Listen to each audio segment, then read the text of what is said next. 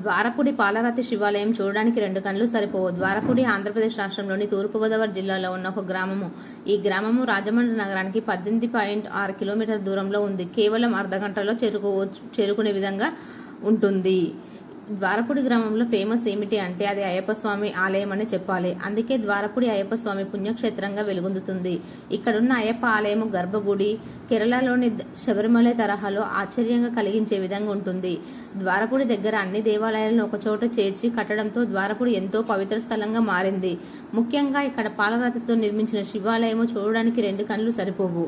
నయనందకరముగా మరి ఈ ఆలయ విశేషాలు ఏమిటో ఒకసారి తెలుసుకుందాము.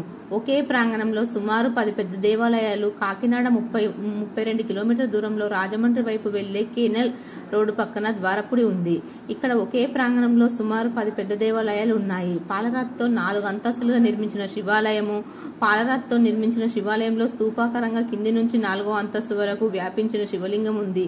2వ, 3వ అంతస్తులలో ప్రదక్షిణ మార్గం చుట్టూ పురాణ గాథతో సన్నివేశాలన్నీ తెలియజేసే విగ్రహాలను ఏర్పాటు చేశారు. దేవాలయాన్ని అష్టదశ ఉమా సోమేశ్వర దేవాలయము 4వ అంతస్తులో శివలింగ శిఖరానికి అభిషేకం చేస్తే అభిషేకం జలం కిందికే వచ్చే మార్గంలో ప్రధాన లింగానికి అనుసంధానం చేసి ఉన్న 18 చిన్న లింగాలను తాకుతూ కిందకు వస్తుంది. ఈ దేవాలయాన్ని అష్టదశ ఉమా సోమేశ్వర దేవాలయం అంటారు.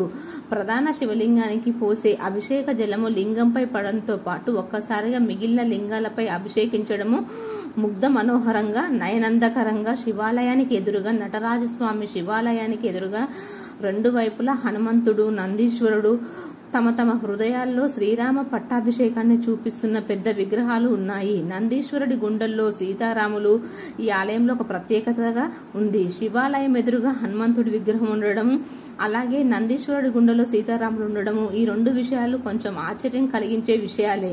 శివాలయం పక్క ప్రవేశ ద్వారానికి ఎదురుగా మహానంది శివాలయము, పక్క ప్రవేశ ద్వారానికి ఎదురుగా మహానంది ఉంది. ఆలయం 4వ అంతస్తు కిటికీ నుంచి కనిపించేలాగా దీనిని నిర్మించారు. దేవాలయ ముఖద్వారంలో ఏనుగులు తొండంతో పూలహారాన్ని పట్టుకుని నిలబడి ఉన్న బొమ్మలు ఉన్నాయి. శివాలయానికి ఒక పక్క నంది విగ్రహము, ఎదురుగా నటరాజ విగ్రహము మరియు వెనక వైపు యజ్ఞాలు, యాగాలు నిర్వహించుకునేందుకు యాగశాల ఉన్నది. పురాణాలలో నందీశ్వరుడికి సంబంధించిన పురాణాలలో 3-4 ప్రధానమైన విషయాలున్నాయి. ప్రతి శివాలయంలోనూ శివలింగానికి అభిముఖంగా నందిని చూస్తుంటాం. నంది శివునికి వాహనంగా మనకు తెలుసు. కానీ లింగ పురాణంలో నంది సాక్షాత్ శివుని అవతారం అని చెప్పబడింది.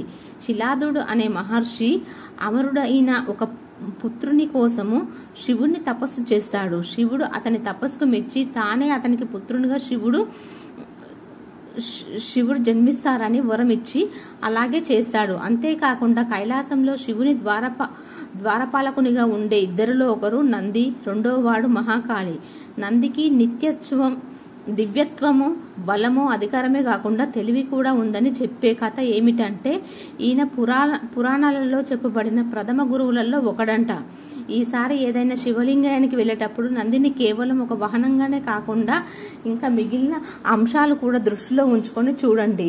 భూగర్భ 12 జ్యోతిర్లింగ దేవాలయము. శివాలయానికి ఎడమవైపు భూగర్భ 12 జ్యోతిర్లింగ దేవాలయం ఉంది. వెండి శివలింగము భారతదేశం మొత్తానికి ఇక్కడే ఉందంట.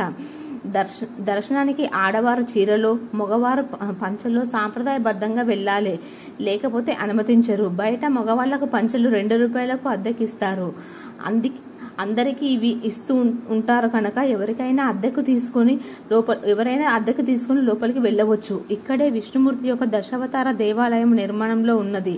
ద్వారపుడి మరిన్ని దృశ్యాలతో శివాలయము, వెంకటేశ్వరుని ఆలయం ఒకే చోట ఉన్నదని చెప్పే చిత్రాలున్నాయి.